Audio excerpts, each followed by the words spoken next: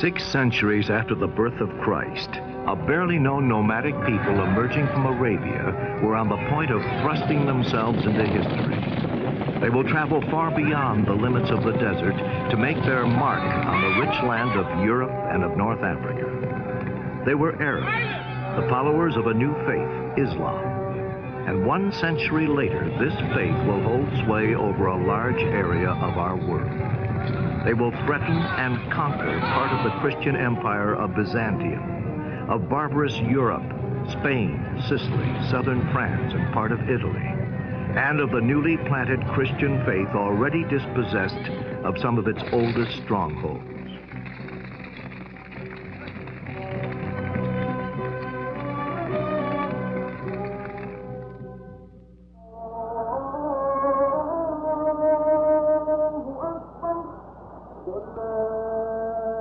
What does it mean to us? What was Islam before our time? What do we know of it today?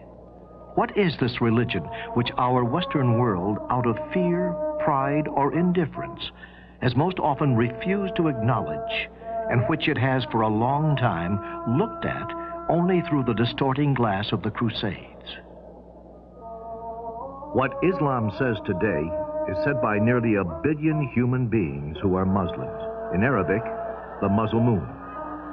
Those who profess the Islamic faith, they are in the Arabian Peninsula, in Cairo, Egypt, in Damascus, Syria, in Baghdad, Iraq. More in New Delhi, India, in Lahore, Pakistan, in Samarkand, in the Soviet Union, in Kuala Lumpur, Malaysia, in Istanbul, between Europe and Asia, in Sarajevo, in Yugoslavia,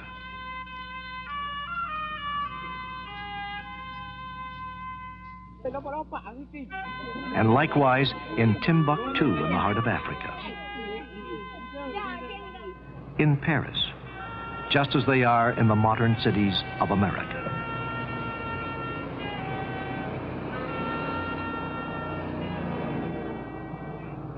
This mosque is in the city of Washington.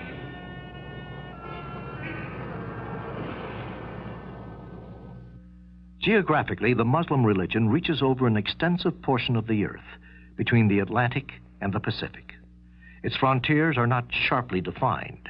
Here and there, they are taking non-Muslim minorities, while even beyond them, the faith is spreading.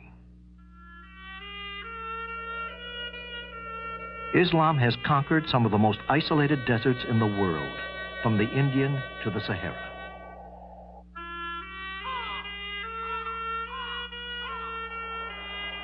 And in contrast, some of the most populous spots on our globe, the valleys of the Nile and the Ganges, and the islands of Indonesia. Muslim civilization extends from the unshaded eastern deserts to the high steppes of Iran, Afghanistan, and Central Asia. Here, Muslims call themselves Kurds, Turkomans, Kyrgyz, or Pathans, some nomadic, some settled, forming a mosaic of peoples and customs, the same varieties all the way from snows to the warm seas of Indonesia, Malaysia, and the southern Philippines. Millions of people living on faraway islands, millions more Muslims. But beyond nationality and the difference of cultures, beyond all division of politics, faith is the strong bond which links together these souls.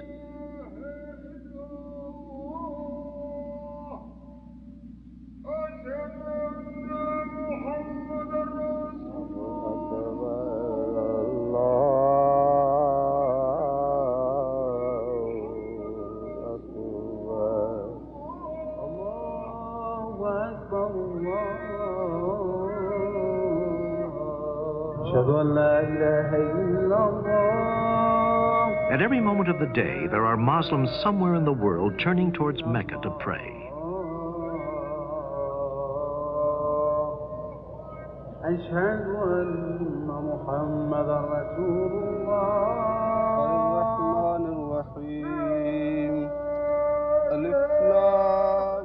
Mecca, the sacred core where pilgrims are to be found every year bearing witness to the spiritual unity, this brotherhood which knows no frontiers.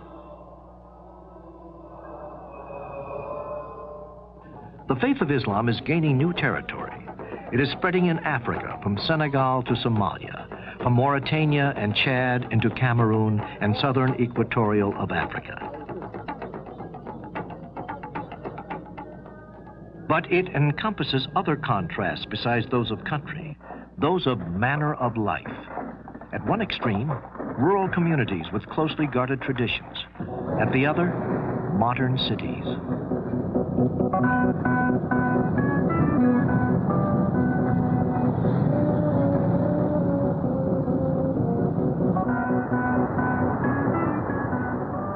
Progress.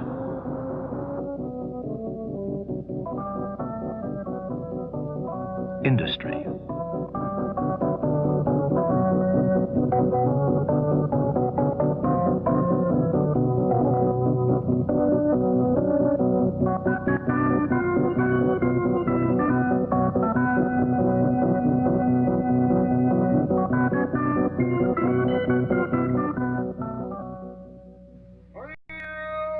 In some countries, Islam is the inspiration for every aspect of political life, as in Arabia, where the king is also the prime minister and commander-in-chief of the army, and where the sole source of the law is the Quran.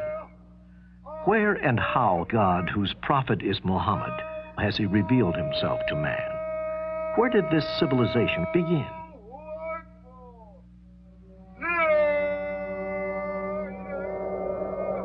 In Arabia, or as its own people call it, the island of Arabia, it is virtually an island. In the past, to travel, a real knowledge of navigation was required. Across the waves of sand and stretches of rock in the north, over the waters of the Red Sea to the west, over the Indian Ocean and the Persian Gulf to the south and to the east. Cut off from Asia and Africa by sea, and from the ancient lands of Persia and the eastern Mediterranean by the desert, this half-continent, 3 times the size of France, shows many faces, but forms in its occupants a sort of common consciousness. On the west, along the Red Sea, rises a frontier of mountains over a mile high. In the south and southwest, chains of yet higher mountains form the more fertile regions of Yemen and Hadramaut, sloping down in the center to the Persian Gulf, a huge desert plateau, a giant tableland.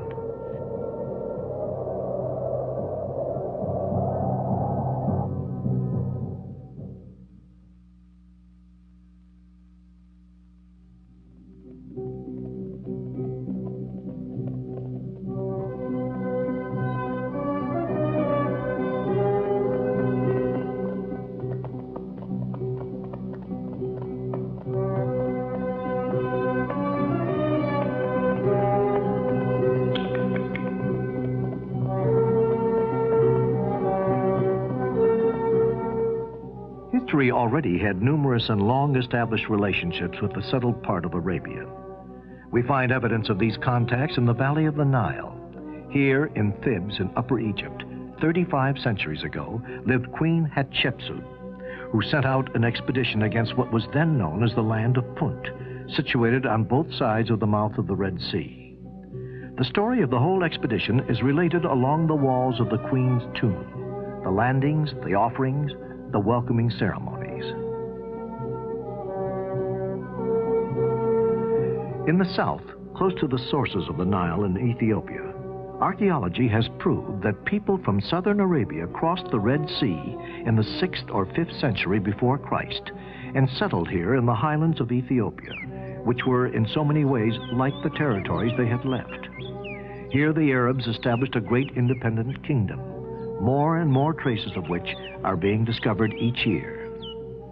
The greatest settlement of the Arab civilization in Ethiopia was at Aksum, the capital of the kingdom, which began Arab and became Ethiopian and Christian in the 16th century AD, a kingdom which was able to survive in complete isolation well beyond the year 1000. All these traces bear witness of what was certainly a great Arab civilization, which we know so little about. But it is not only stones that remind us. The memory of man as recorded in the manuscripts of Christian Ethiopia continue to describe to us the life of this Queen of Sheba, whose huge kingdom stretched along both sides of the Red Sea. She is the lady, as we are told in the biblical book of Kings, who gave a large quantity of spices and precious stones to Solomon. In craft, more imposing than these, but perhaps of the same model, the Red Sea carried men and products between Africa and Asia for many centuries. Across the sea, the trade was carried on, turning southern Arabia into a cradle of civilization.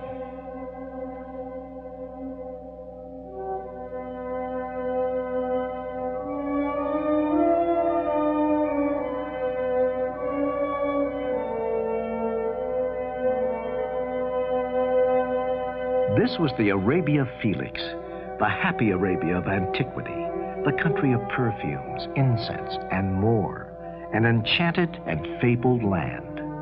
If this Arabia had sailors and kings, it had more important than all, peasants. By their efforts, the land became rich, irrigated, and fertile. People said that the areas of cultivation were so thick that the horsemen could ride for a month without leaving the shade. The whole agricultural and hydraulic system depended upon a huge dam at Marib, of which not a trace remains.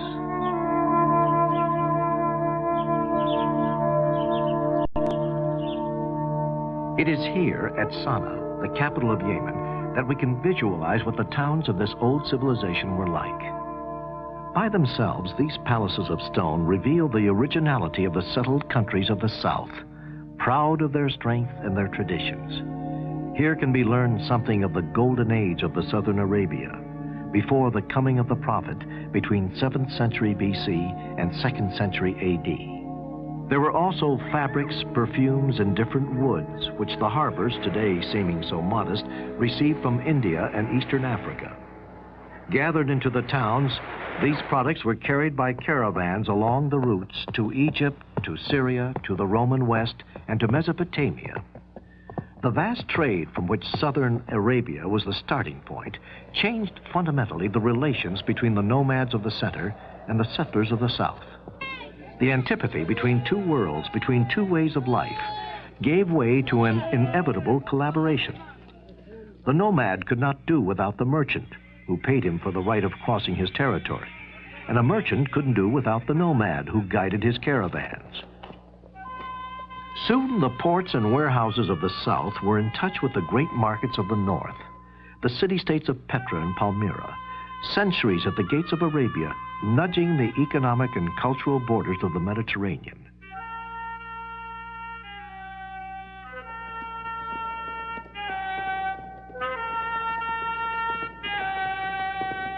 Jordan, a narrow path 12 miles long, and at the end, an enormous half-circle of cliffs. This town, which can only be reached via a single road, this walk town in Petra, this town which Arab tribes called Nabateans, founded in the 5th century before Christ, was influenced by Greek culture, but even if written in Aramaic, the spoken language was Arabic.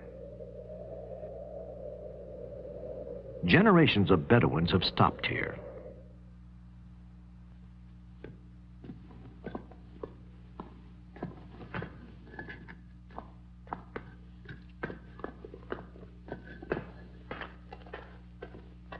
These temples, these stores, these tombs, these ruins bear witness to the busy life of a large town.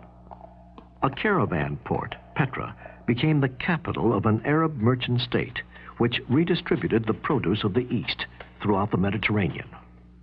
Rome objected, made sure of her control over the town, and then absorbed it for good under Trajan in the 1st century of our era.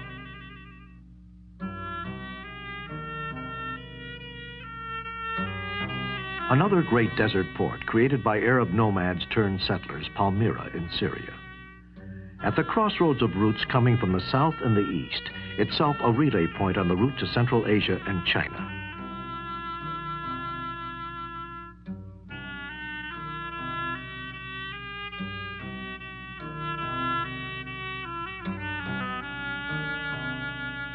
In the time of its splendor, between the 1st and 3rd century A.D., Palmyra, or as it is called here, Tadmur, was governed by a local aristocracy which made it one of the great forces in the eastern Mediterranean. The history of Palmyra, which ends with Queen Zenobia, in Arabic, Zainab, is that of a merchant aristocracy which believed it could rival Rome and Persia.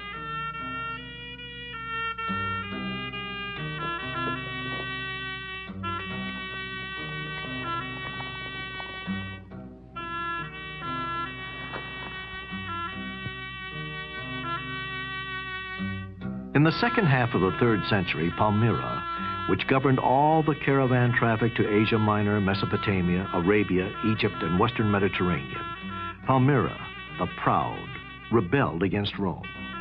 A few overwhelming victories, and then the Roman war machine reacted. The Emperor Aurelian captured Queen Zenobia and led her away in chains of gold.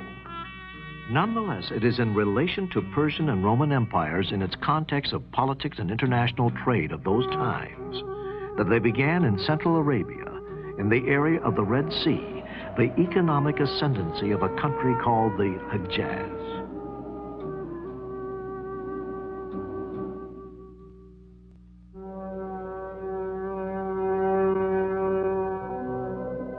It is in the central regions, in the areas vaster than, say, all France, shaped in large part by mountains, gorgeous cliffs, and craters. It is in this land, formed by the wind and heat with sand, that the Bedouin nomads live exactly as they have done for thousands of years. Amongst them, we are in the heart of a country that seems to have no history but today. The nomad, always on the move, finds his biggest challenge in these mountains. The peaks rise very high, more than a mile in the region of Taiz in southern Arabia. But these same mountains have found favor with the Bedouin tribes, helpful in the defense of their independence. They permit them to hold on to their two means of existence, water and pasture. It has always been as it is today.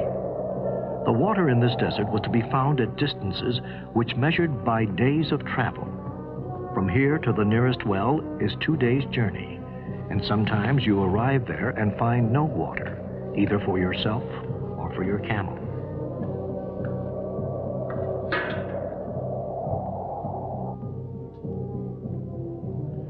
Bedouin pasture land, scanty pasturage, which to us appears to be as arid as the rest of the desert. And yet, bunches of this dirty plant are enough to banish the hunger of the Bedouins' camels and goats.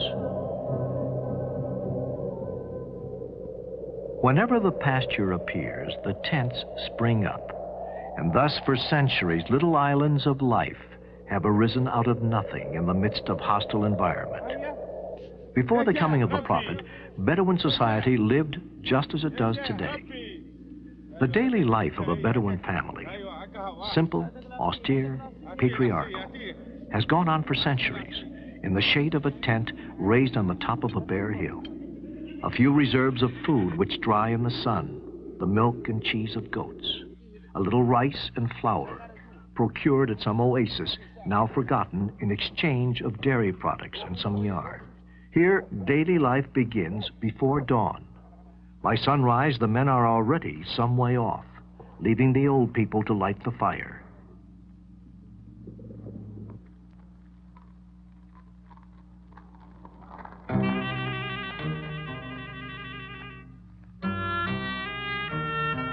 And the women to make the bread. Nomad women have always been less confined and freer than those who live at the oasis in the towns. And above all, they have had their roles as mothers in a society otherwise extremely patriarchal. For the real wealth is the children. From age of 10, children are taught to lead and guard the animals, and they say there is nothing to shape character more than this unending solitude. According to complex social attitudes and moral conventions based on the Moruva, manly honor. This honor means pride in the closeness of the group, respect for the elder and the weak, generosity and forgiveness. A tribe is an association of families who trace their beginnings back to a common ancestor.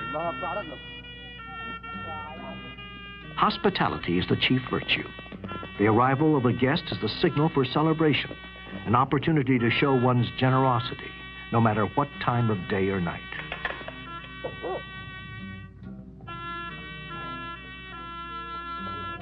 By unanimous and unspoken consent, they acknowledge the authority of a sheikh, a chief, chosen from among themselves.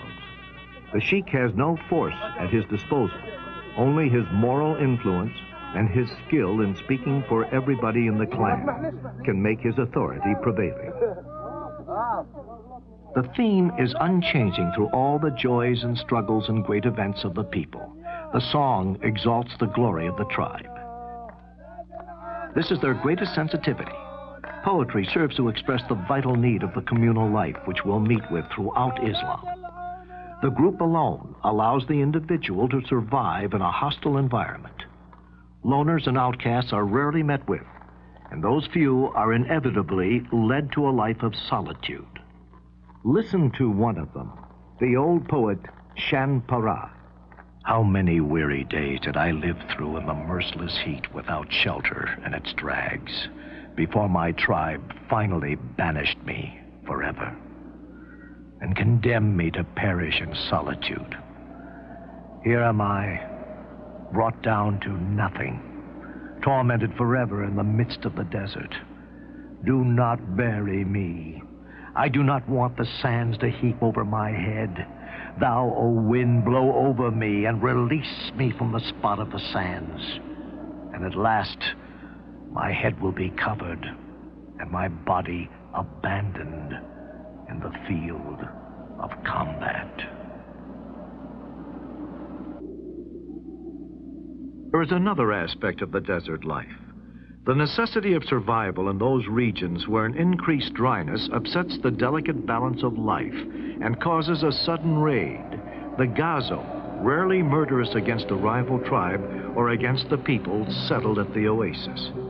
These oases on the fringes of the desert, where some nomads have settled to enjoy a secure way of life guaranteed by the water.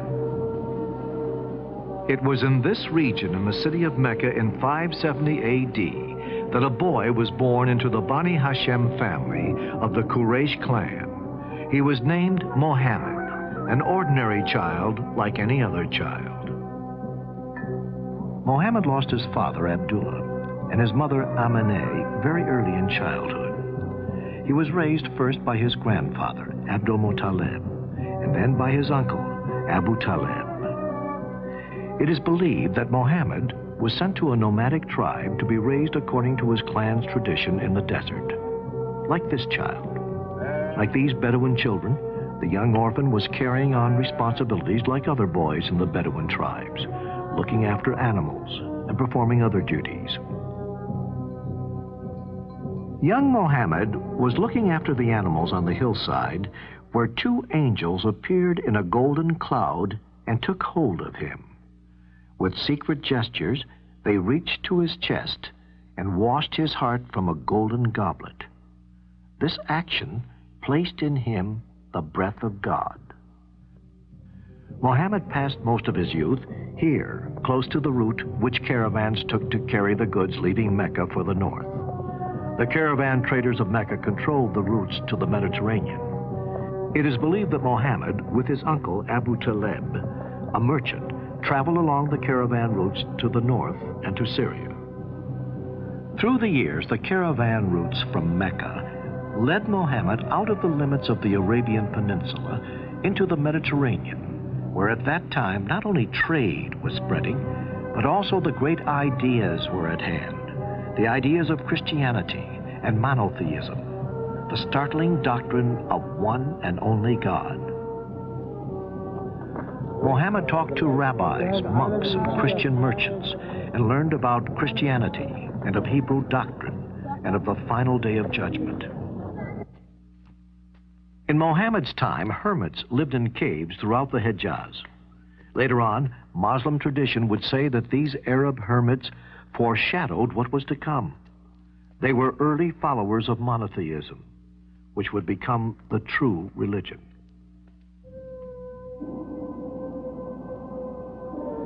At age 25, Muhammad was a young merchant whose wisdom and honesty had already won him the nickname Al-Amin, the trustworthy. He was unlettered, but sophisticated. Khadija, a rich merchant widow, had heard of Muhammad. She asked his cooperation. Muhammad led her caravan to Syria and brought back goods to be sold in Mecca. Khadija heard admiration from the other and more experienced caravan members about him. Through a friend, Khadija proposed to marry the young Muhammad. She was 15 years older than he. Khadija became his wife. Thus Muhammad gained an important position, but wealth and business could not satisfy his concern about religions.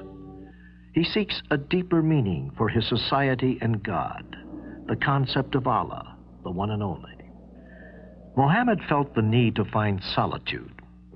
Often he climbed to a small cave amongst the rocks of Mount Hira, just north of Mecca, fasting and meditating in order to get close to his God. In the light of what he had learned, the old pagan idols of Arabia looked shameful.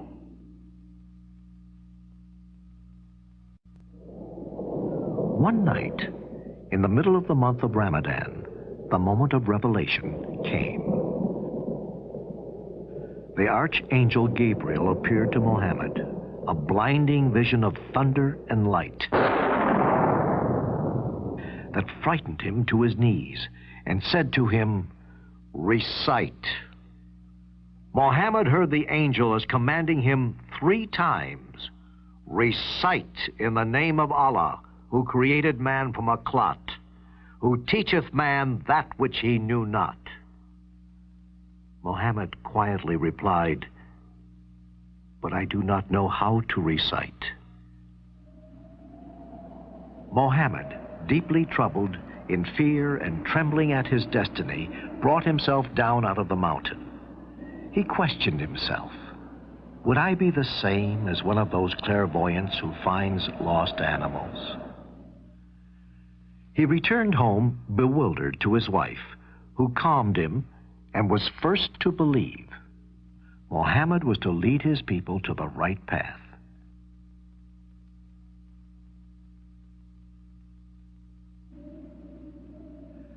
For 3 years after this day, Muhammad returned to Mount Hira, and the revelation continued. It was clear to him that the voice was a messenger of Allah, the Supreme Being, the God of Jews and Christians, the creator of everything, the creator of stars and sky, mountains and seas, moon and heaven, and man, who must appear before Allah on the day of final judgment. At the time, the Kaaba was dedicated to many gods, the chief of which were the 3-in-1, Allat, Uzza, Manat. Muhammad begins preaching to his people. Kaaba is a sacred house built by Abraham, the prophet of one God, the father of Jews, Arabs, and Christians. It must be cleansed of man-made idols. Punishment soon comes to those who have refused to hear the word of Allah. Those of you who worship these idols are pagans. A few close friends of the prophet understood this message. But more important, it went straight to the heart of the poor people, slaves, the laborers, and all the others who were humiliated by the class-conscious merchants of Mecca.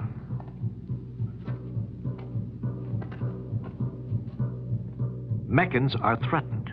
They react harshly. Muhammad has discredited their gods and called them pagans. And most of all, he has threatened their pocketbooks.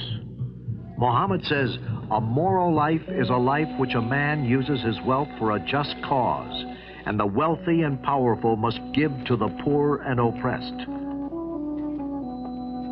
Man should not marry to more than 4 wives at the same time, and must treat them equally and respectfully. Women have the right to inherit property. The rich must pay taxes to the poor, and no one should lend money for profit-making.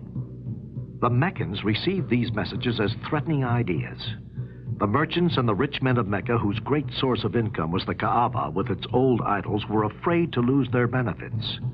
They decided to plot against Muhammad. Time and time again, openly, Muhammad and his followers were harassed. Meccans were afraid to kill Muhammad because of the powerful Quraysh clan who might revenge him. But the increasing harassment had threatened Muhammad's followers. In addition to these problems, now his wife, Khadija, dies.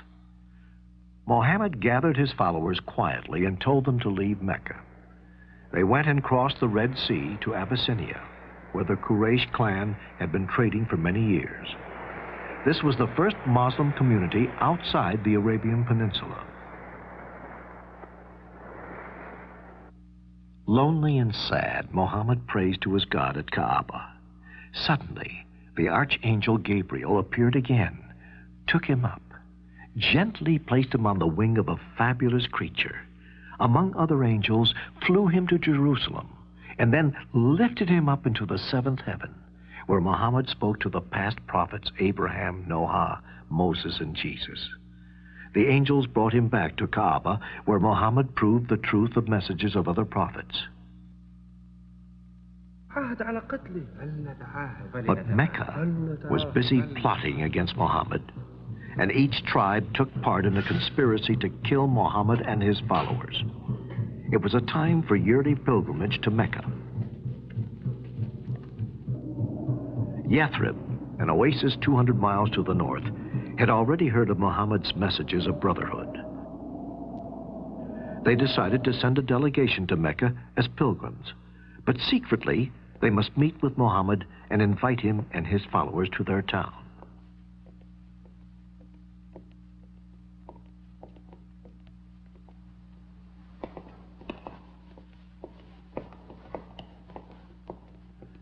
The delegation met with him secretly. Meccan conspirators became aware of these and set the time for action for the next day. But they were too late. Muhammad and his followers slipped away from Mecca. Under the veil of moonless night, mounting camels, they embarked for the oasis of Yathrib. This immigration, which is called in Arabic Hijra, starts the first year of the Muslim calendar. It took Muhammad and his followers several days to reach the safety of Yathrib. They had traveled fast, avoiding the main caravan route and water wells.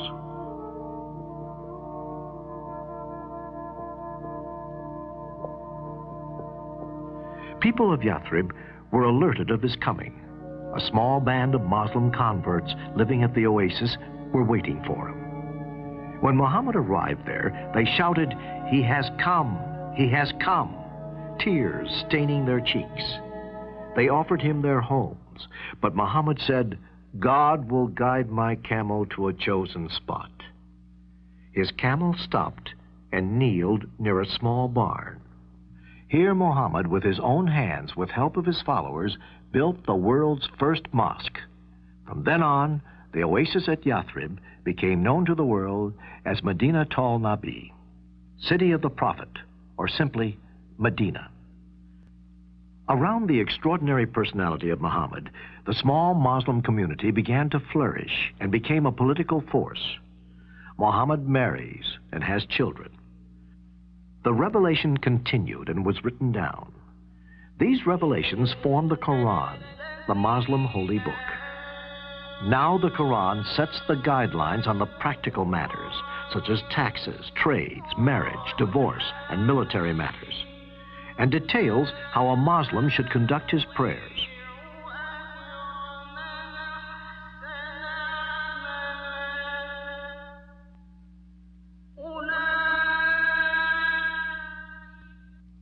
Allah commands Muhammad to make a war against non-believers.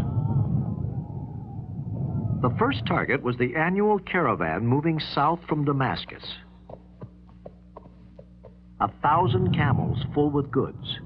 The Meccan merchants were forewarned of the Muslim plans, and they rushed in reinforcements to defend the caravan.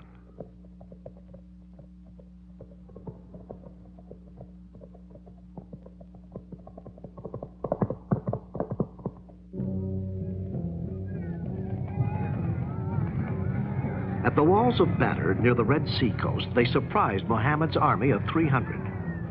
Muhammad shouted, "All who die today will enter paradise." Outnumbered 3-1, the Muslims fought bravely and fiercely and triumphed. A year later at Mount Uhud near Medina, the Meccans retaliated. History records 27 raids. Slowly, by treaty and skirmish, Muhammad converted the Bedouin tribes of the surrounding desert, mastering their swords to the cause of Islam. After almost 2 decades, Muhammad the Prophet re-entered his native city, Mecca, now leading an army of 10,000. Mecca was surrendered without a fight. The Prophet walked to the Kaaba, touched the black stone, and made the prescribed 7 circuits. He ordered to smash the idols. He declared a general amnesty, and Meccans swore allegiance to the Prophet of God.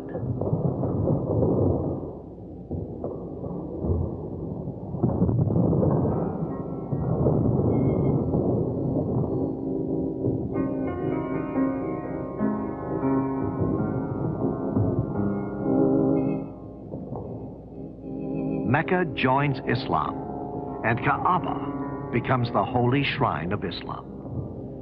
In respecting the Kaaba, Muhammad avoided hurting the feelings of his compatriots of Mecca. The old forms of pilgrimage were kept, but quietly changed. Within 2 years, much of Arabia was united under the banner of Islam. But the Prophet's mission was nearing its end. Back in Medina, he fell ill, weakening in each passing day. And finally, on June 8th, 632, in the arms of his favorite wife, Aisha, Muhammad whispered his last devotions, then peacefully surrendered to Allah's will. Aisha's father, Abu Bakr, gave the news of his death. "Men, may all those who knew Muhammad learn that he is dead. May all those who worship the God of Muhammad know that he is alive and immortal."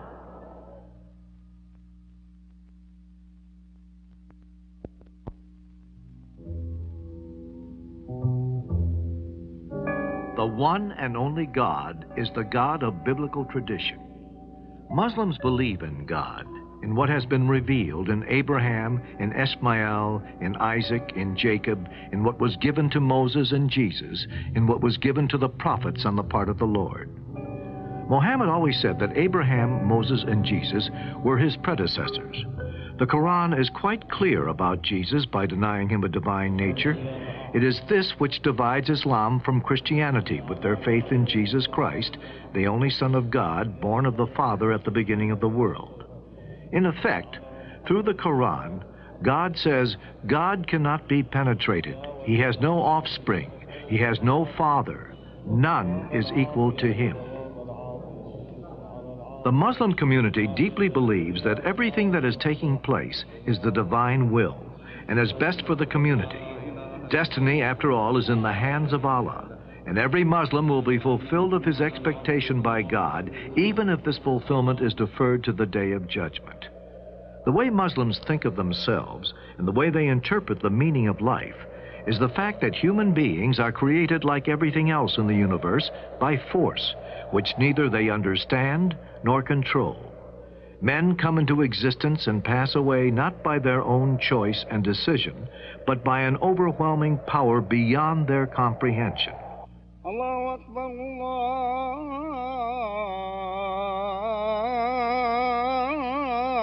Allahu Akbar. Ashhadu an la ilaha illallah. Ashhadu an la ilaha illallah.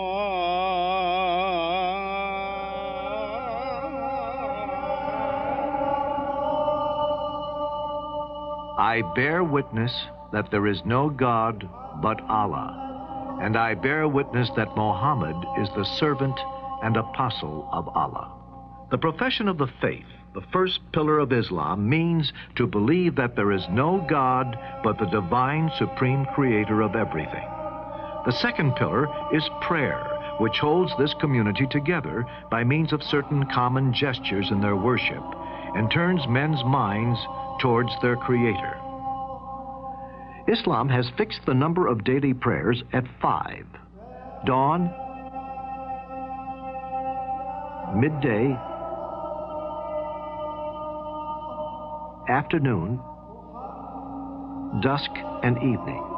Prayers are said in bare feet, with the face turned to Mecca. But these prayers are said only after the compulsory rite of purification. There are no altars in the mosques. Its minarets and domes stand over empty spaces which hold the mystery of God. A niche indicates the direction of Mecca, and so of prayer. Sermons or readings from the Quran are given from the pulpit. Islam has no priests. Every believer is himself face to face with God. Anyone can lead prayer or preach, however little the community judges him to be worthy and able. As the center of prayer and the meeting place for the whole community, a mosque presupposes a city life all around it. And so a mosque built today in the heart of the city reminds us of what the prophet foresaw in the beginning. His word addressed to the people of the city, the tradesmen, craftsmen, and workers.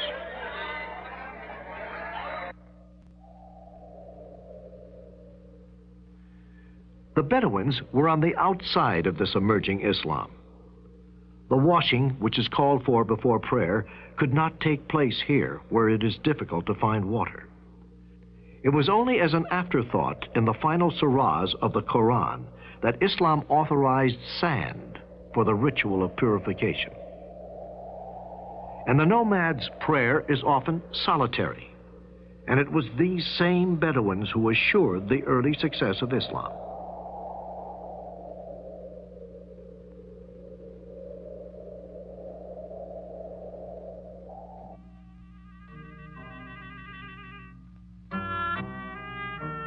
The third pillar of Islam, unquestionably, is almsgiving.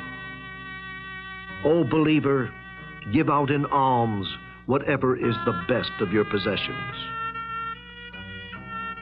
It is good to give alms by the light of day, but to give them in secret is better and brings greater forgiveness. Empty squares and empty streets. This is a town in Islam which is usually busy, but which we have arrived at during the month of Ramadan. The fourth pillar of Islam is this month of fasting, more faithfully observed than Lent in the Christian world. It requires the faithful to refrain from food and drink from dawn to dusk, in spirit of sacrifice and purification, and out of respect for this month, when the revelation came down to the earth for the first time.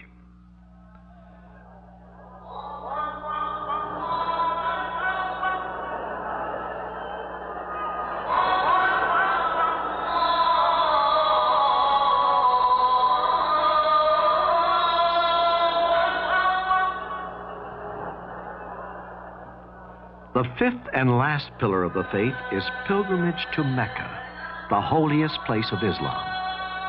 Here, the sense of community reaches its highest points with a really universal dimension.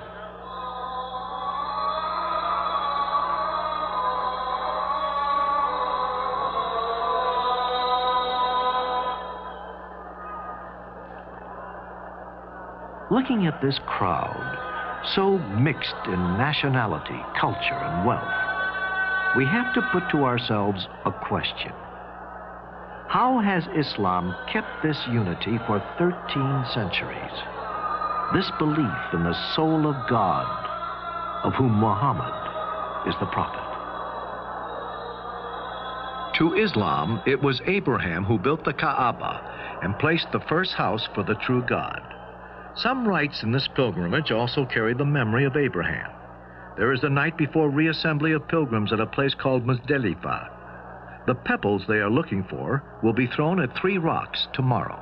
For Islam, these rocks are the one where the devil stood and tried to persuade Abraham from giving his son for sacrifice. And these pebbles represent the ones Abraham threw at the devil to chase him away.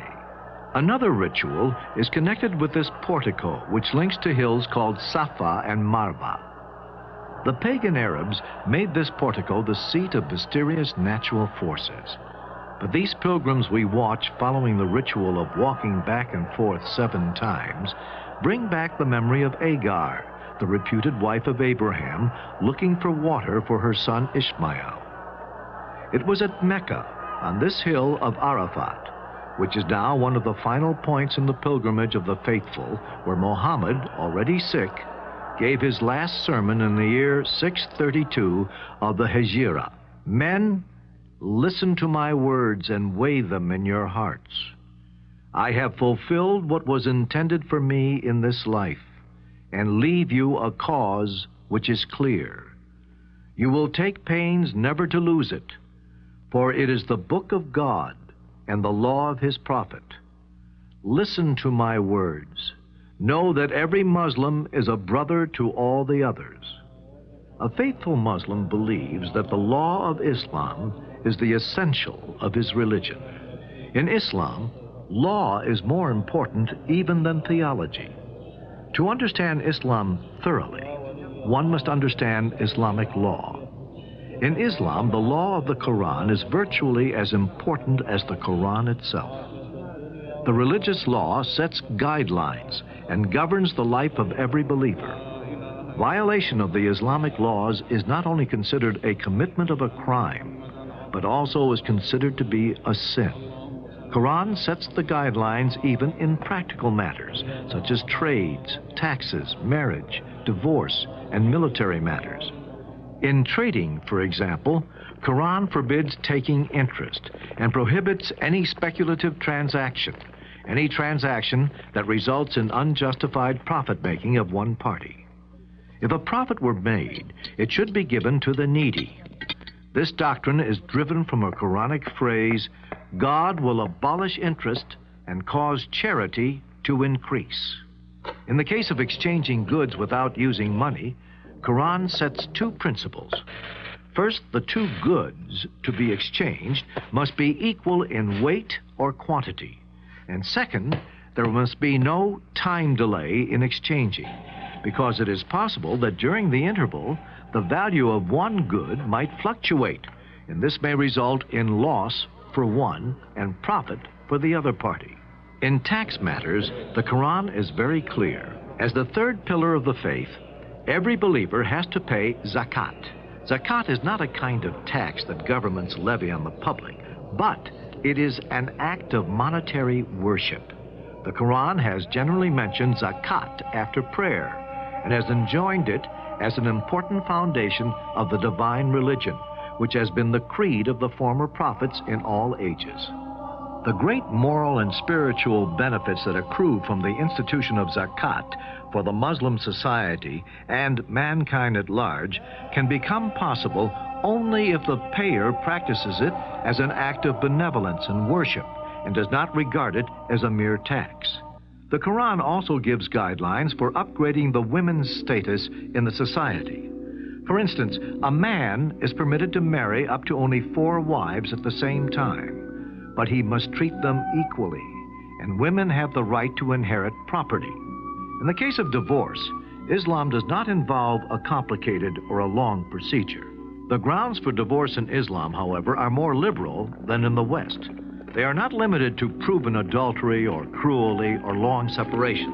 The couple may apply for separation simply when they realize that they cannot live together happily for any reason. When divorce is completed, the wife has to wait a certain period of time after separation from her husband by death or divorce before she can remarry. This waiting is to determine whether she is pregnant from her ex-husband before she remarries, and thereby guard against confusion of the paternity of the child, but also to give the woman an opportunity to relax and somewhat forget her former association. The Quran also sets guidelines for alimony.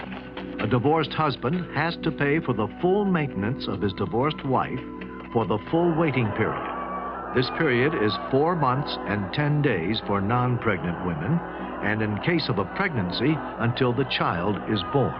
In the case of custody of children, Islam prescribed that the mother who is not incapacitated by a mental, moral, or religious cause has the first right to custody of her child, boy or girl, until the child reaches the age of 7, when the right of custody reverts to the father. The father has to support the child until such time as he can manage by himself, if a boy, or gets married, if a girl. A girl does not have to earn her own living. Her support is the duty of her father until she marries.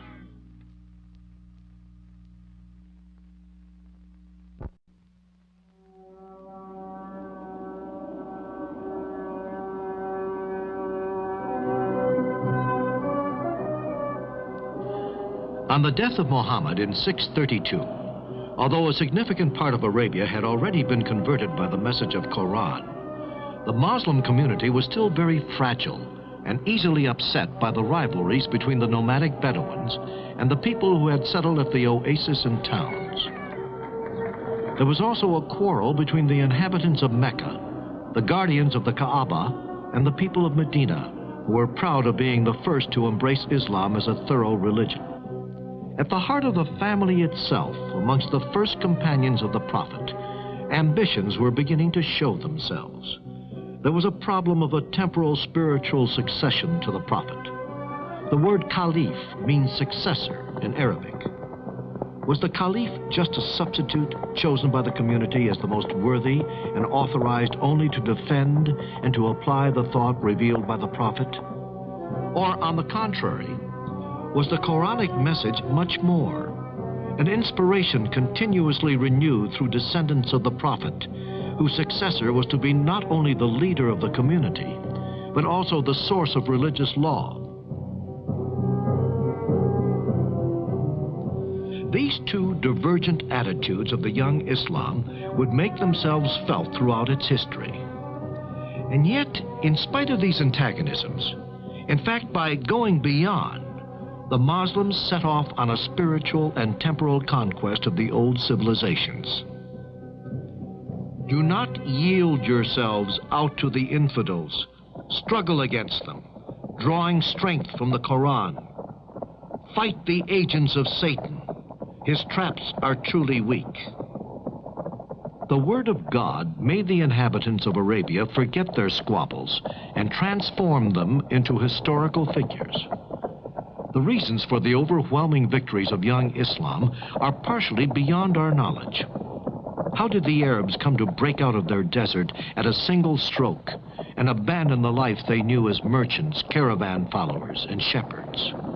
There was a sudden explosion of energy, reaching further and further in successive waves, and the conversion of the conquered country was measured by the enthusiasm of the warriors and genius of the leaders.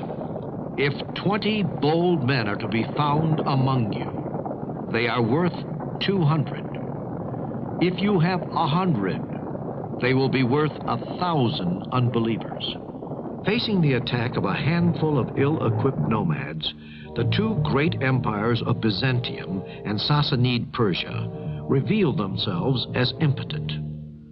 The first 4 caliphs, successors of the Prophet, were Abu Bakr, father-in-law and companion of the Prophet, who died from an illness 2 years later.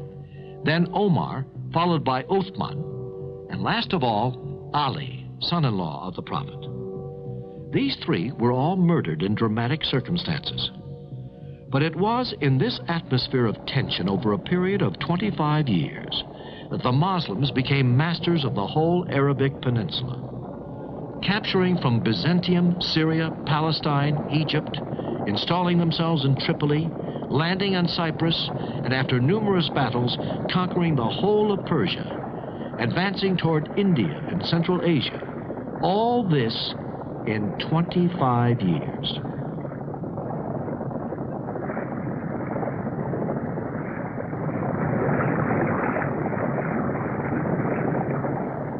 To account for such extraordinary successes, the High Middle Ages finds no explanation other than divine will. For some, the invaders were the supernatural forces of the Antichrist. For others, they were judges sent by God.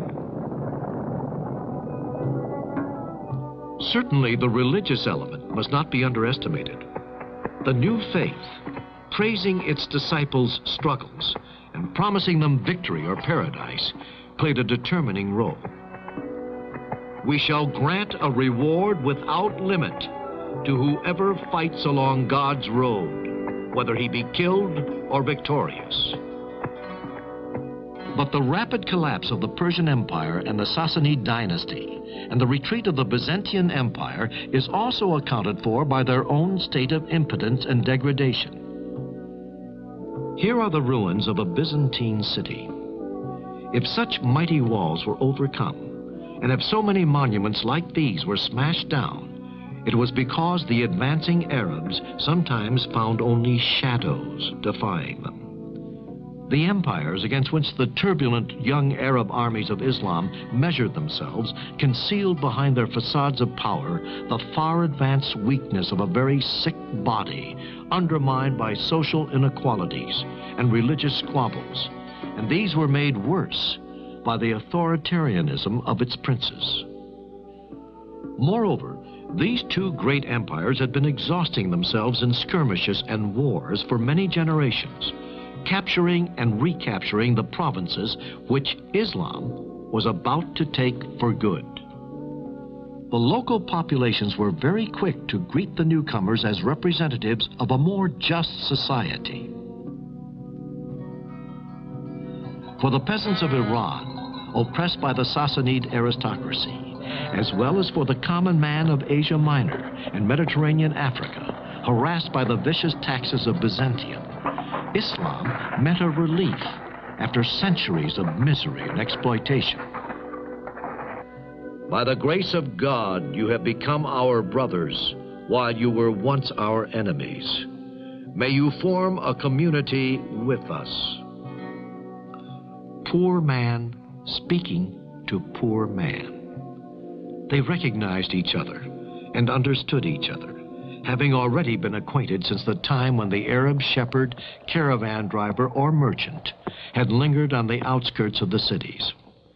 Nonetheless, during the final years of the first period of conquest, Islam went through a particularly dramatic crisis, which left scars behind which could be seen for centuries to mar unity. After the murder of the third Caliph of Islam, Uthman, in his home at Medina, 656, Ali, cousin and son-in-law of the Prophet, found himself inheriting the Prophet's mentors. Although Ali was easily able to defeat partisans, encouraged by Aisha, one of the Prophet's widows, at the so-called Battle of the Camel, he was obliged to come to understanding with the head of the Umayyad clan from Mecca, who was the Arab governor of Syria and Egypt. They later took over the caliphate after the murder of Ali in 660 and introduced the dynastic principle into the succession of the Prophet.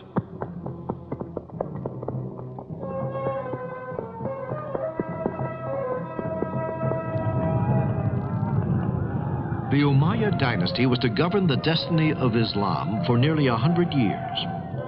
During its predominance, the conquest would be continued towards the west after desperate battles against the barbarous tribes of the Maghreb. The Arabs reached the Atlantic Ocean and experienced perhaps the same torments and desire as the conqueror Uqba ibn Nafi. When he arrived there, after galloping across Libya, he urged his horse into the waves and cried, "My God, I call upon you to witness that if there were a way through here, I would also cross this sea."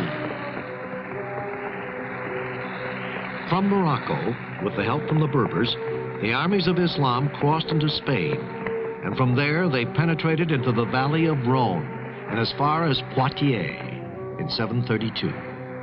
In the east, the armies crossed the Hindus, and in the north, got beyond Samarkand. These conquests marked the end of the first period of impetuous expansion. From then onwards, Islam set about the organization of the conquered territory. The Umayyad Caliphs moved the political capital from Medina in Arabia to Damascus in Syria, and came to a decisive stage in the meeting of Arabia and Islam with the old cultures of Mediterranean. For the first time, two words extending from the mouth of the Hindus to Spain found themselves united under the same authority, fused in the same economic community, dedicated to the same culture.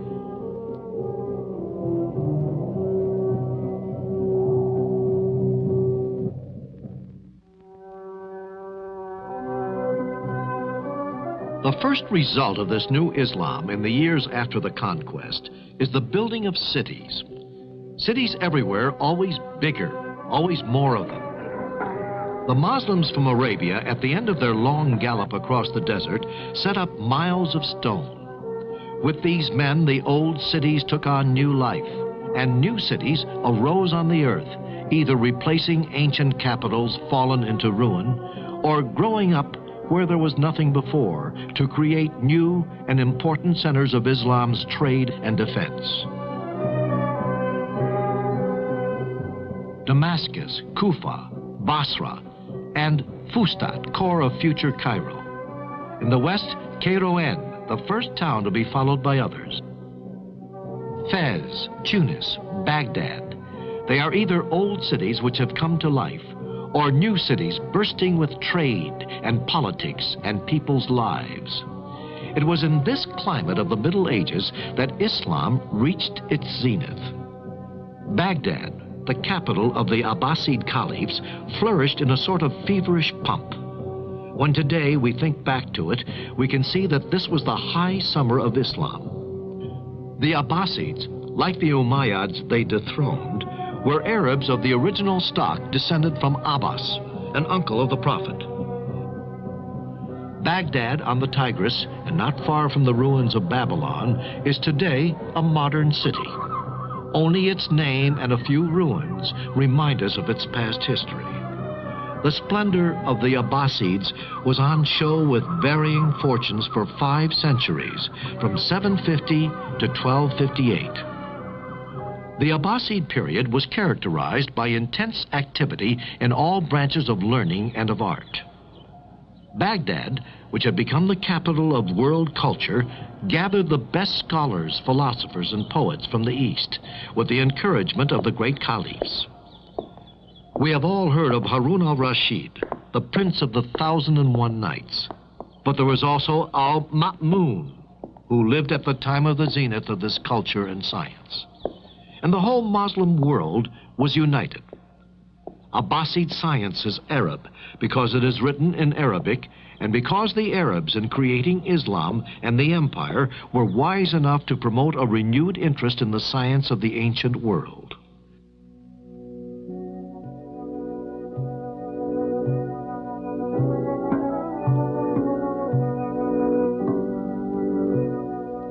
A symbol of these great assemblies is the Treaty of the Fixed Stars by the great astronomer and mathematician Khwarizmi, an Arabized Persian who lived in the 9th century.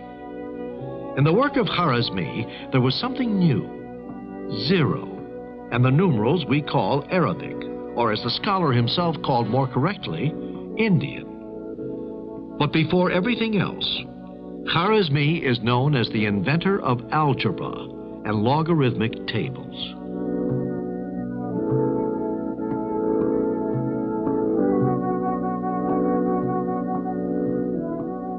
Maps of the heavens stand opposite those of the earth. They are drawn up to show the trade routes and to point out the way to provincial officials who are returning to their posts. But they were also drawn from sheer scientific curiosity. Muslim geographers determined the length and the degree on our globe and took pains to correct Ptolemy's map. Here is a map of the Mediterranean with Italy and Sicily, drawn by Idrisi, a geographer of the 12th century. The south is at the top, and it is only by turning it upside down that we can discover the features we are familiar with today. This is the University of Kuwait. Above the entrance are the words from the Quran. O Lord, may our knowledge increase. All Muslim universities, from the most modern to oldest and most glorious, keep fresh the memory of the great discoveries in science, in philosophy of the medieval Arab world. Not one student or teacher can forget that glorious moment in the Muslim history, when to be a Muslim meant to belong to the most advanced scientific, cultural, and technological society known to man. The West was able to profit best from the scientific discoveries of the Arab scholars. They were discoveries which revolutionized every aspect of science, from optics to chemistry, from mathematics to medicine and mechanics. So they were practical discoveries, also needed for the correct solution for technological problems.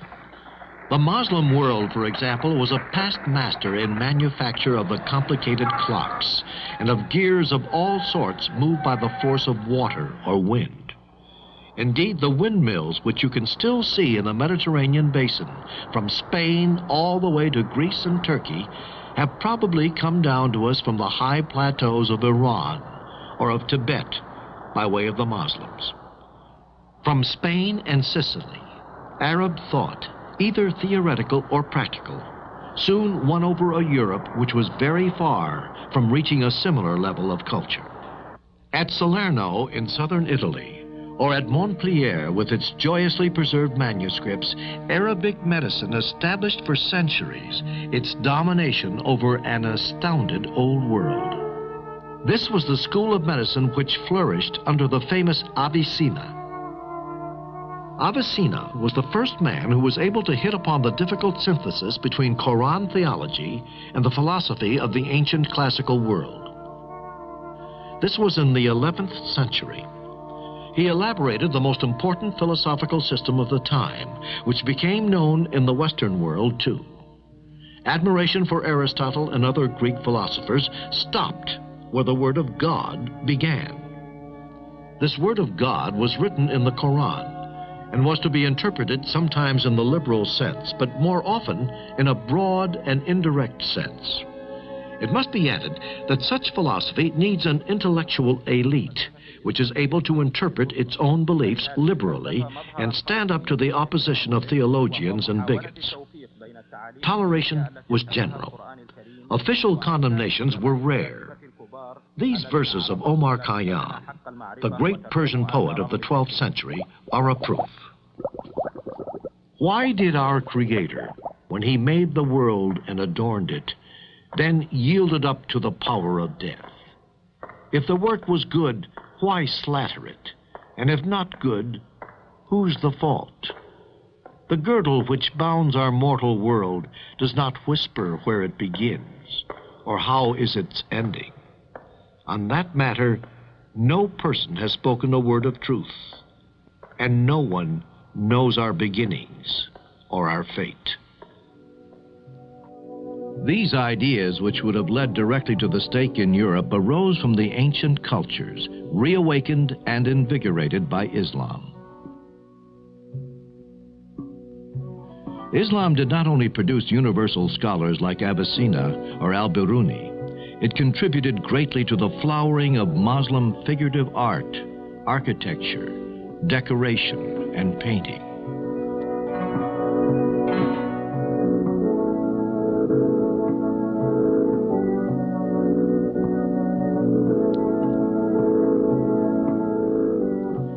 When you speak of Muslim architecture, you immediately speak of international art.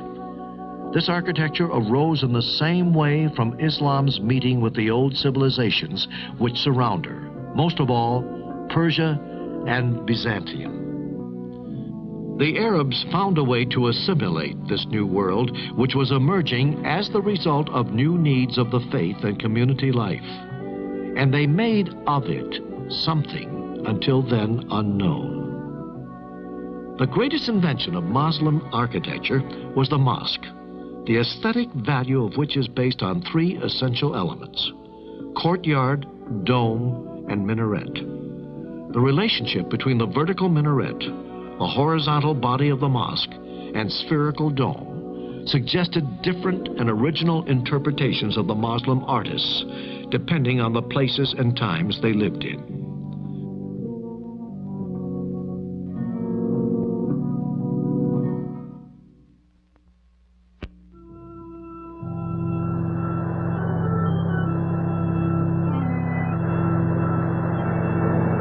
Starting from Morocco in 716 and helped by Berber troops, the Arabs shut off the Mediterranean and crossed over into Spain. They were commanded by Tariq ibn Ziyad, whose story gave a name to a giant rock, Jabal Tariq, which became Gibraltar to our ears. Undermined by rebellions and dynastic squabbles, Spain broke apart. For a time, the Muslims were even across the Pyrenees in the south of France near Marseille.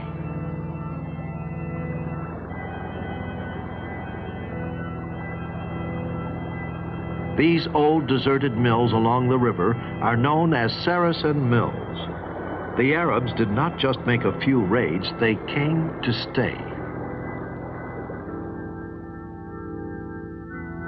Come face to face with the invaders, the barbarous Europe of the Lombards and the Franks seemed for a long time incapable of any reaction, petrified for fear of seeing Christianity disappear beneath the forces of the Antichrist. The Spain which we are looking at here, with all signs of Christianity deeply integrated into everyday life, was nonetheless shaped by Islam for 8 centuries.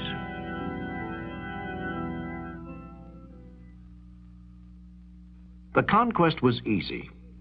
The first route was towards Seville and Cordova, through the valley of the great river, the Wadi al-Kabir, known to us as the Guadalquivir. Better than any other monument, the mosque at Cordova, which is now a cathedral, speaks of the Arabs in Spain and of their lasting influence. Over the years, the courtyards, facades, and rooms have undergone many changes.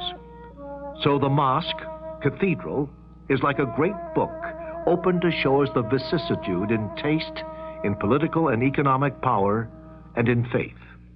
But we must go inside if we really want to sense the Arab past of Andalusia. Built in the 8th century by a descendant of the Umayyads of Syria, the Amir Abd ar-Rahman, the mosque was continuously enlarged and decorated by his successors. In these double arches, rising from the columns and tracing up 2 different curves, you can see a symbol of the union of the arts of the West and the East, brought together to contemplate the mystery of God. This Muslim Spain was called by the Arabs Andalusia, Al-Andalus, an Arabic reference to the Vandals who lived in Spain. The Tower of Giralda in Seville was one of the greatest glories of Muslim Spain, and also signaled the beginning of her decline.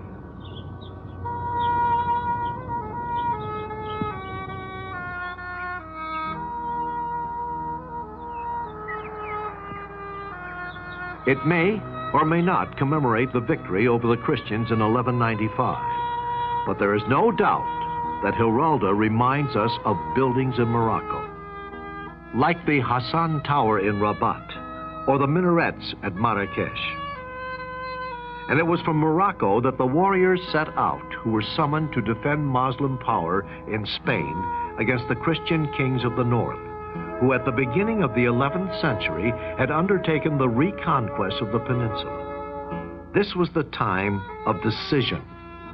The warriors from North Africa returned, but not only to defend Islam and fight the Christians. They came too to bring Spain back to the right path. They believed she had become decadent and forgetful of the Prophet's teachings. In 2 waves, one from Western Sahara and one from Atlas Mountains in Morocco, these Muslims overran North Africa and Spain in the 11th century, backing up the earlier Arab victories. But Spain had changed. She was no longer a country and had become a province governed from Morocco. Rabat. Here was to rise the greatest mosque in the world, the mosque of an empire which wanted to unite North Africa and reconquer Spain. The culture of Arab Spain had reached a very high level. From this period dated the careers of the saints and scholars known throughout the world.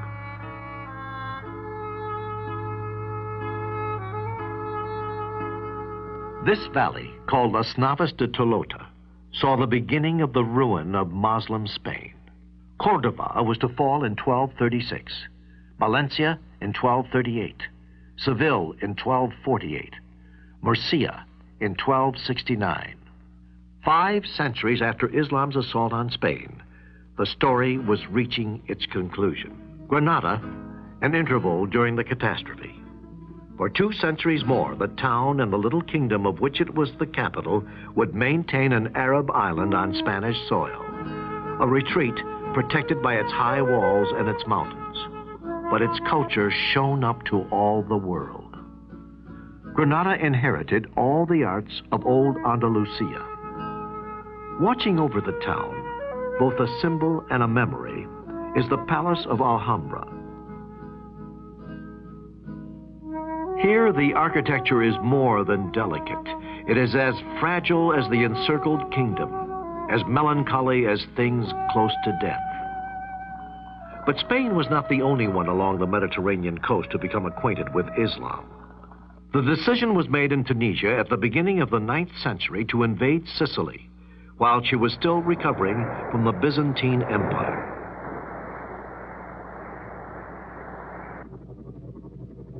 The expedition was set out.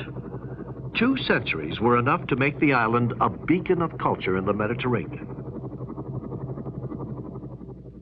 Palermo, the capital of the island, and one of the greatest cities of the Arab world, seems to the eyes of the surprised visitors to be hidden beneath her palms and orange trees, while her palaces and mosques towered over them. For many years in Arab history, the name of Sicily, conquered, enriched, and then lost. The palaces of Christian Normans had Arabic names and decorations. These rich homes, retreats, cloisters, and churches all indicate the attraction of the Eastern arts for the conquerors. Here, Norman culture flourished and took over the best of the Arab tradition: language, design, institutions, poetry, court ceremonial, and the art of living. Facing Islam in Spain and Sicily was the Christian West, a West which accepted Muslim culture but remained closed to any significant contact. In this time of chivalry in the High Middle Ages, the idea of the Crusades for the freeing of the Holy Land was born. Pope Urban II declared the Holy War against Islam, and the goal was the invasion of Jerusalem. The First Crusade was in 1095. The Abbasid Caliph of Baghdad and their rivals, the Fatimids of Cairo, opposed only weakly the advance of the Crusaders, or as they were known in the East, the Franks. The Crusaders besieged Jerusalem, took it, and celebrated their victory with an appalling bloodbath. In these places, which represented power and fear, the Christian knights lived for 2 centuries. Frankish castles in Lebanon, Palestine, Syria, Tripoli, Said, and so many more erected on the plain or on the river bank. In 1396, the largest Christian army of 100,000 men were defeated by the Ottoman Turks. Although a disaster for the West, the Crusades had at least one merit. They dismissed all preconceived notions about Saracens and introduced them as men of flesh and blood, and showed their preoccupation, like their enemies in the West, with problems of politics, trade, and daily life. In spite of all these conflicts recorded in history, wherever Islam set foot, their treatment of other religions and faith showed great toleration. Each faith was free to follow its own belief. Only an annual payment of tax was set to be made by non-Muslims to the mosque. After the Turks were converted to Islam, they took from the Arab hands the torch of conquest against the infidels. To the dynasty of the Osmanlis, whom we call Ottomans, fell the glory of making Turkey into a world power. Allowing Byzantium to die in isolation, the Turkish sultans turned their attention to overcoming Eastern Europe.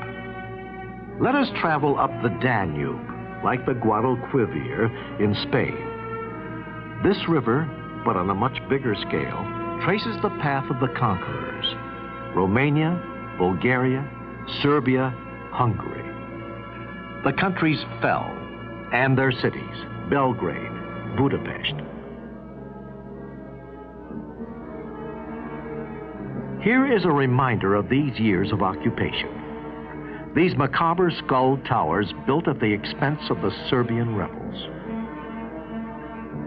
At last, in 1529, Suleiman the Magnificent lay in wait outside Vienna. But Vienna resisted, just as she would resist Sultan Mehmet IV in 1683, to mark forever the limit of Ottoman expansion into Europe. But before this, in 1453, Byzantium, the Rome of the East, the Rome of Orthodox Christianity, had fallen.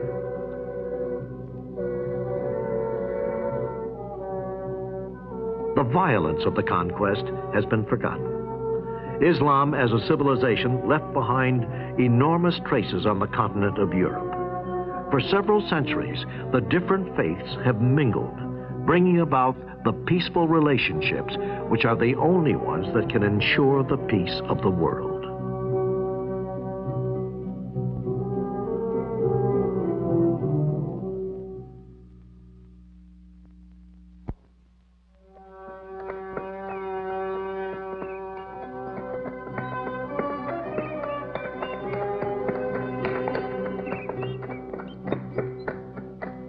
From here, the Muslims, bearers of the word of the Prophet, made themselves known in successive raids along the valley of the Hindus, and then throughout all India. These were bold excursions, the results of which came to be of more and more importance for the future of India. On the high plateau of Afghanistan, which is battered by the winds, they built triumphal towers. Nothing, or almost nothing, remains of the glory of Ghazna, the town from which, round about the year 1000, the real Muslim conquest of India began. Ghazna today is scarcely more than a big market town for trade and agriculture in a sparse countryside a mile above sea level. Who would imagine that these streets and bazaars had known their hours of glory and high culture? In these years, when northern India was regularly pillaged, Ghazna was the meeting place of poets, artists, and philosophers arriving from all corners of the Muslim world. At Ghazna, every year when spring returns, the people partake in a game of strength and skill, where the ferocious spirit of the Turco-Iranian cavalry, which once swept out across India, seems to revive.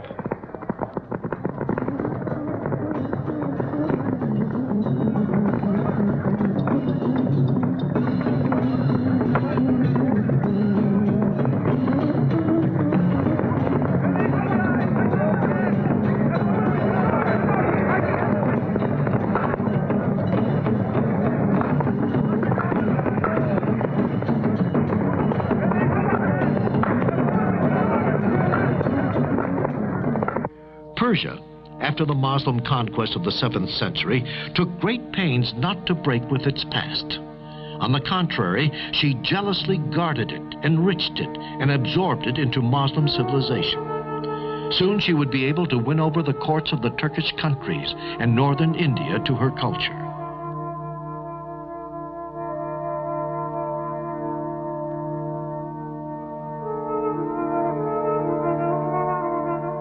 Pagan, Persia, and Islam, Iranian culture and the Arab Quran, art and dance, poetry and Turkish traditions, they all make up a mixed and adventurous culture. Impeccable warriors they may have been, but all the same, the invaders of India were not ignorant barbarians. The attacks on India were often just raids, after which the aggressors went back to their mountains in the northwest. The special story of Islam confronting India was going to be for centuries one of a mutual attempt to convert each other. The first conquerors sleep now at Fatah in Pakistan, side by side with their distant successors, the Mongols.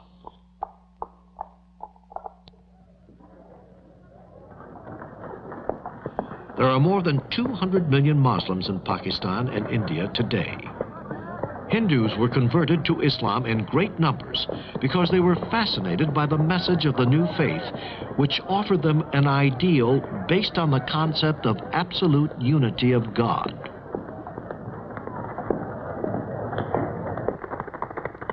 The idea of equality of all men in their religion was also very important. Wherever Islam won through, the ridiculous and inhuman caste system which have humiliated the Indian people burst apart. Except for the northwest and the northeast, which were to become Pakistan, and where there were many conversions, Islam recruited principally from the middle classes, which had everything to gain from a strong and immense empire: craftsmen, merchants, and scribes. Below them, the world of the peasants remained unchangeable, poor and fanatically attached to its Hinduism.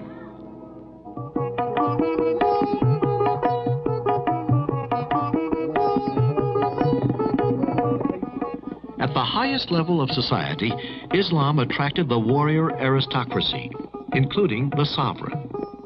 At Lahore, at Delhi, everywhere the mosques bring together extraordinary diversified Islam.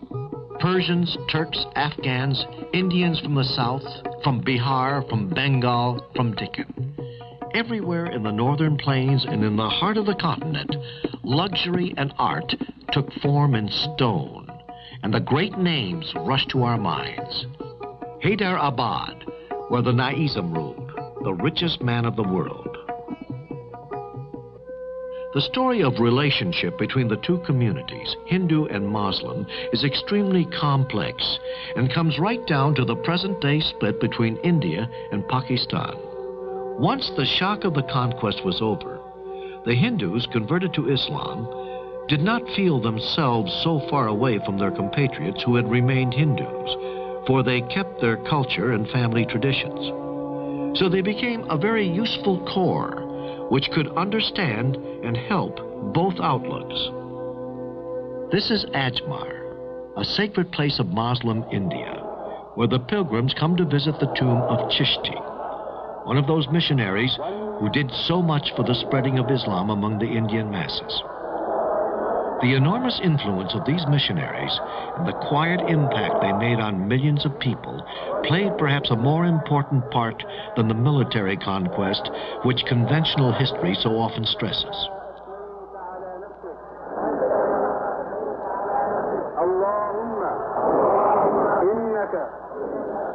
We know that the infidel may not approach Mecca, but here at Ajmer, he worshipped side by side with the Muslims.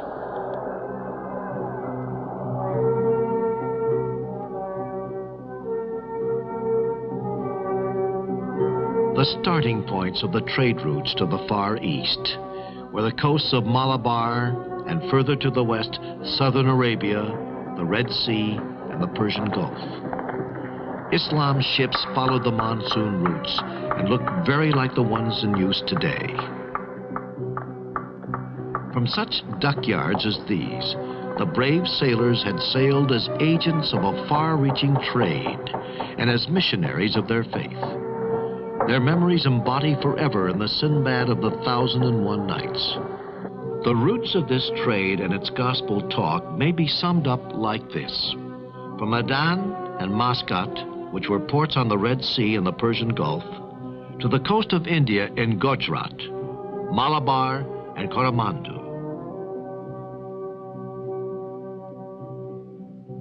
Then down towards Ceylon and the Malacca Peninsula.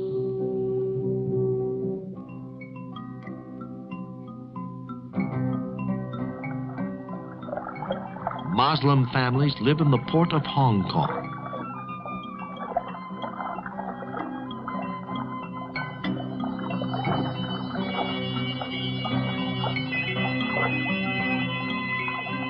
There are perhaps 20 million Muslims in China. Some came into contact with the maritime trade.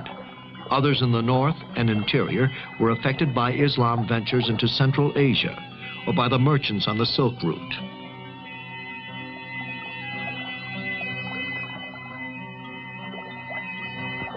The island of Mindanao in the Philippines.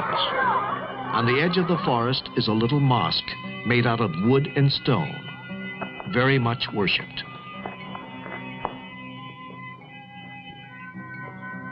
This is Talax Angay, the most easterly point Islam ever reached. By starting from centers like this, Islam ensured itself of a peaceful conquest of the archipelagus. But if a time was to come for scholars and missionaries in the Far East, Islam continues to be most noticeable in the person of those who led the way, sailors and merchants. Active and enthusiastic, but not torn apart by theological arguments, but skillful and compromise, these first Islamic missionaries knew very well how to reconcile the beliefs of Islam with very old local customs. Their success in business had taught them about people.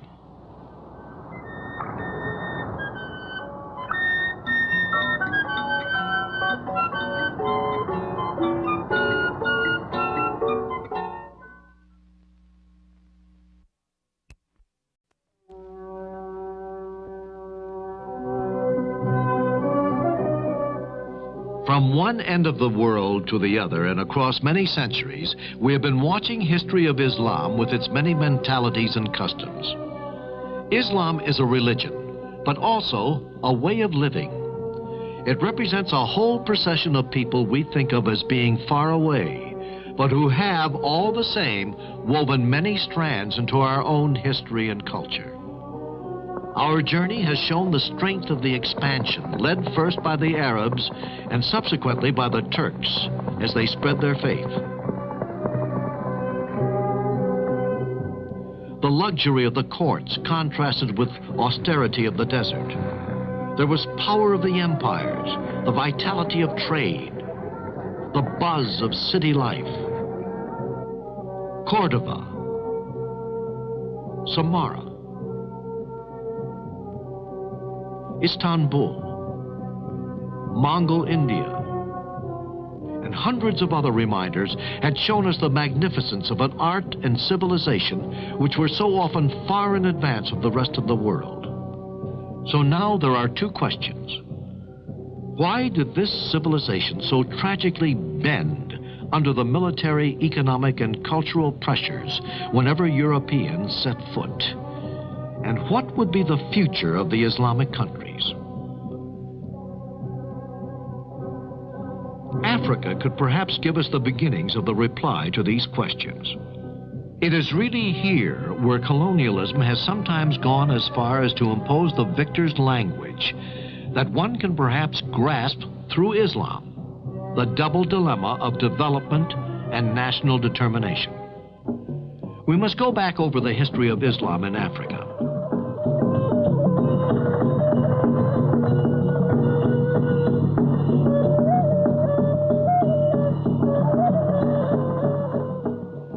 Aside from the north of Africa, the great route of Muslim penetration was in the east, where Islam is doing no more than continuing a story which has been going on for a long time along the Indian Ocean and towards the Upper Nile.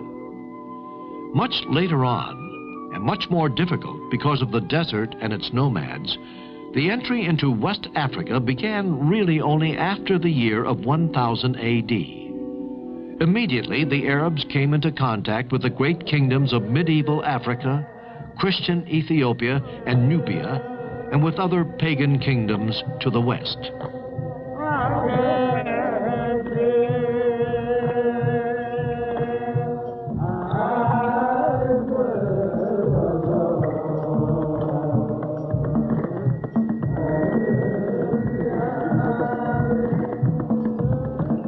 In Western Africa, on the other hand, they had complete success. In 1706, against the capital of Ghana, then came the turn of a new empire to the east of Ghana, much more open to the influences of Islam, the Empire of Mali.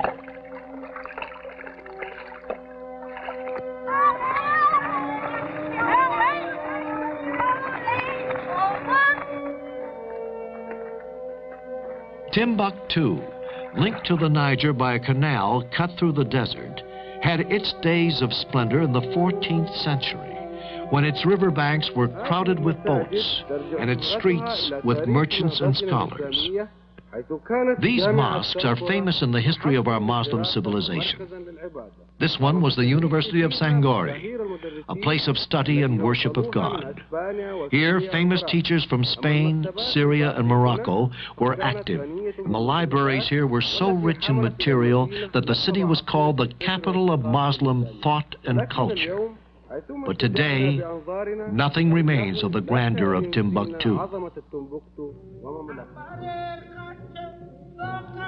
The history of Africa, which is so often misunderstood by Europeans, also had its humanism, which under different circumstances might have enriched the culture of our world. But it happened that when there was contact between paganism and Islam, the relationships were primarily forced ones. First between African slaves and the Christian or Islamic world, and then between colonized Africa, either pagan or Muslim, and the occupying European powers. The slave trade, carried out for 5 centuries by both the European and Islamic countries, deprived the black continent of millions, of tens of millions of human beings. And as scarcely had that trade come to an end when the era of imperialism began against both the African and Islamic countries. Britain, France, Spain, Italy, Portugal, and Germany were convinced that through their activities, the history of Africa and Islam was no more than a chapter in the greater history of Europe.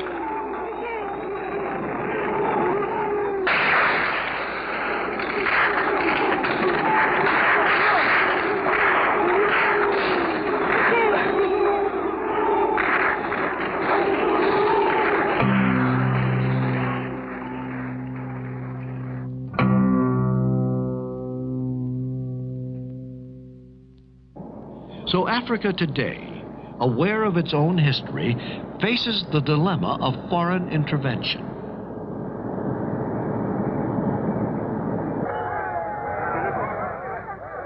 Islam, once the conqueror and exploiter, is now involved against colonialism. And it seems likely that Islam's influence will be of increasing importance. Abidjan, in the Ivory Coast. The Muslims are our brothers. That's all.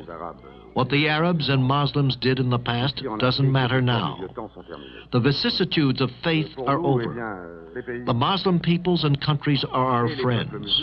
They have the same problems of poverty and development as we do, and the same enemy, the new white colonialism. So our struggle is the same. These memories of a tragic history overcome are to be found everywhere. Let us give illustrations, one in Africa and one in America. The island of Djiba in Tunisia is at the head of one of the old routes into Africa. 2 different children, 2 children who are brothers, run together to the sound of drums of Galala. Galala is the name of a region in Djiba where a community of African origin lives, which was at one time liberated by a Muslim saint.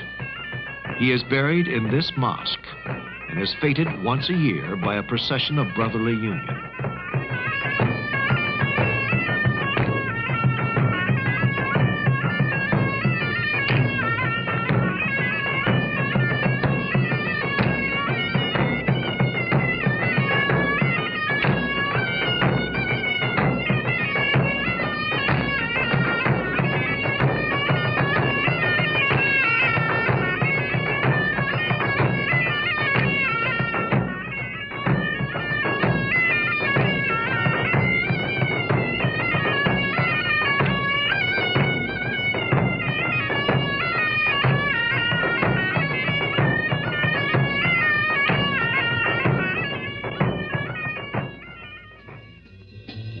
In America, a sect of black Muslims have been created of the descendants of former slaves. The center of the movement is in Chicago. The message of Islam is spread through all the black community by the weekly papers. American Muslims have farms and greeneries which supply supermarkets with good natural food anyone can want. The thing you couldn't find in these modern places would be alcohol and poker cards, which, as we know, are contrary to their religious beliefs. These initiatives, springing a real dignity, have allowed the black Muslims to see the number in their community grow all the time. Following the routes of conquest and trade, Islam has continued to penetrate the African continent. We Muslim traders stop in villages and little towns where we win respect and friendship. We try to give an example of dignity and to demonstrate clearly, by means of an orderly and respectable life, that to be a Muslim is reason to be proud, whether you are facing Europeans or Africans not yet converted. Once upon a time, the missionary traders were Arabs. Now we are all of us Africans. So the job is still easier. Brothers understand each other better. And in fact, today, Muslims represent 40% of the cities of black Africa.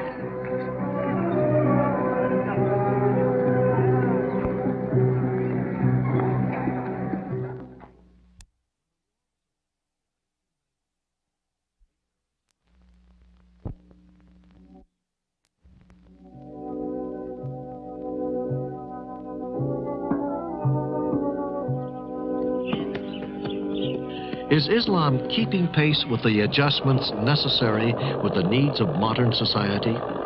All the third world is asking this question. When talking like this about Islam, we have to reply by bearing in mind both the cause of the decline of the great Muslim empires and the reasons for the renewal of Muslim societies today. The crisis began towards the end of the Middle Ages. The rhythm of city life was slowing down. The unity of the Muslim world was breaking apart year by year, and Europe was showing more and more venturous policy of trade, first in the Mediterranean and then in the Indian Ocean. At the beginning of this century, Islam, for the most part, found itself in the state of subjection.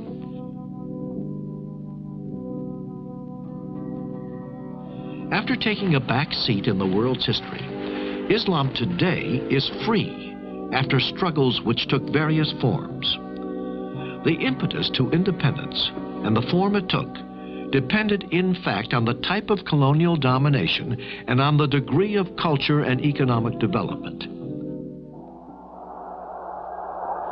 But everywhere the battle for liberty went on in the name of national identity, sometimes with the added weight of Islam.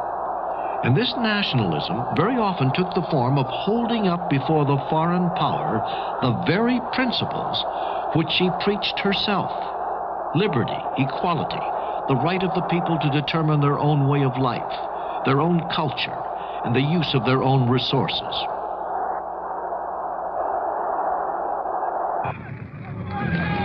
In 1916, the Amir Hussein and his son Faisal rebelled against the Turks in Hejaz, where Muhammad was born. As their ally, they had the enigmatic figure of an Englishman, T.E. Lawrence. When the war was over in 1919, the Arabs found themselves disappointed in their hopes.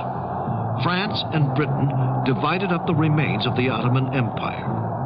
Then the people themselves, so long prepared and ready for their liberty, took over from the princes.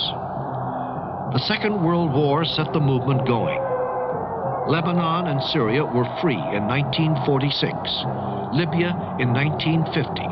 Iraq and Egypt, which had had independence at least on paper, achieved it finally after the war. In 1956, Tunisia, Morocco, and the Sudan became independent. In 1962, Algeria was at last quite free after 8 years of war. Islam has played varying roles in the formation of these new states. Sometimes considered as the symbol of the out-of-date past, perhaps, but more often providing the banner for reform, or even for rebellion.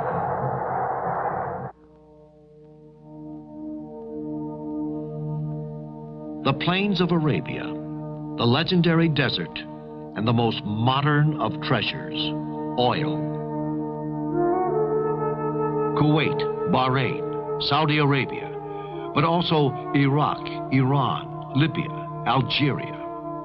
These countries alone provide 60% of the world's oil. This fantastic and sudden wealth bursting through in countries with a very traditional society has completely upset the way of life which has remained unchanged for centuries.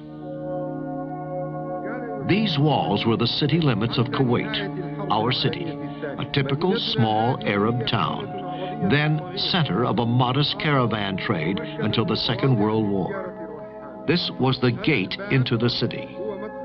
Beyond here is the Kuwait of today.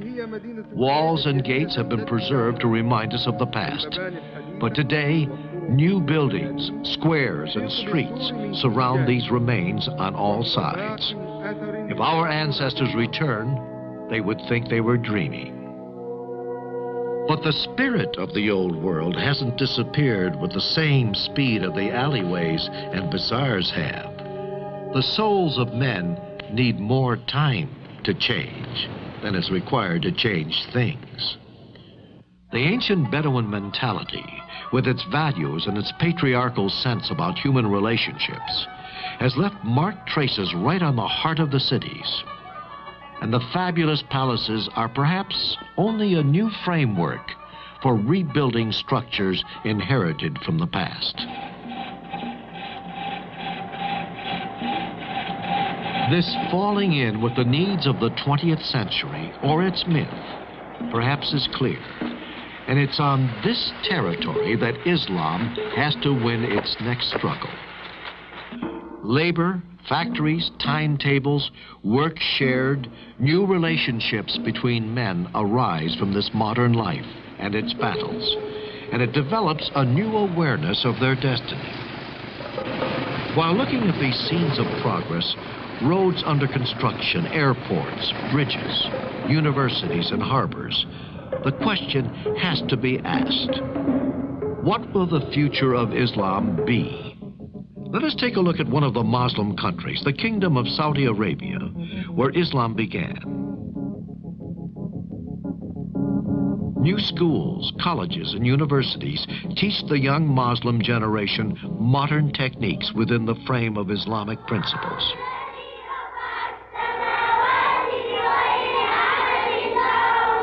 From early age on, the children are strong in their faith for the benefit of themselves and the society. These are the teachers, nurses, doctors, and the scientists of the future. Although advanced industries are flourishing, modern methods and machines do not alter the enduring values of Islam. Modern medicine, which has derived so much in the past from the fundamental discoveries of Arab physicians and surgeons, is now universally available.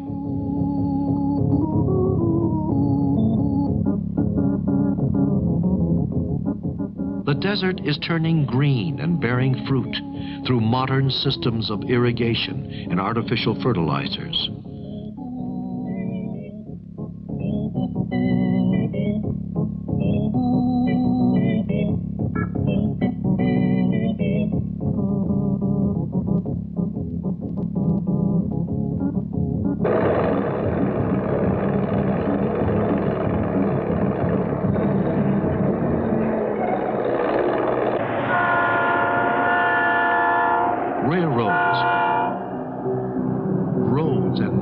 Of highways throughout the desert and mountains, now connecting all the cities and towns of the neighboring countries.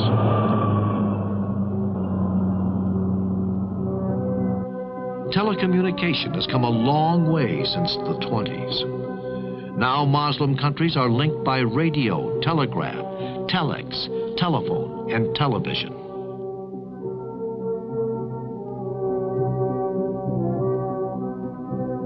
Permanent Earth satellite stations throughout the Muslim world, the Pan-Arab Satellite, serving Arab nations from Morocco to Iraq, with headquarters in Riyadh.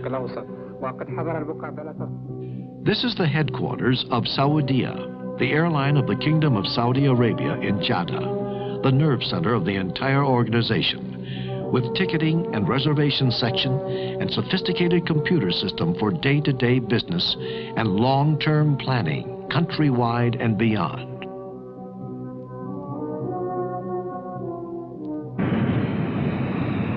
Now the airlines are covering the world: America, Europe, Far East, and Africa.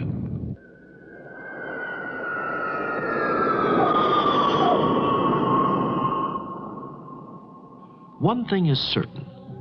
With the stimulus of progress, Islam, like Christianity, will change its face, and in doing that will change the culture of which it's the bulwark.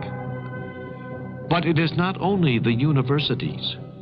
Everywhere amongst the people, there is an enormous quest for knowledge.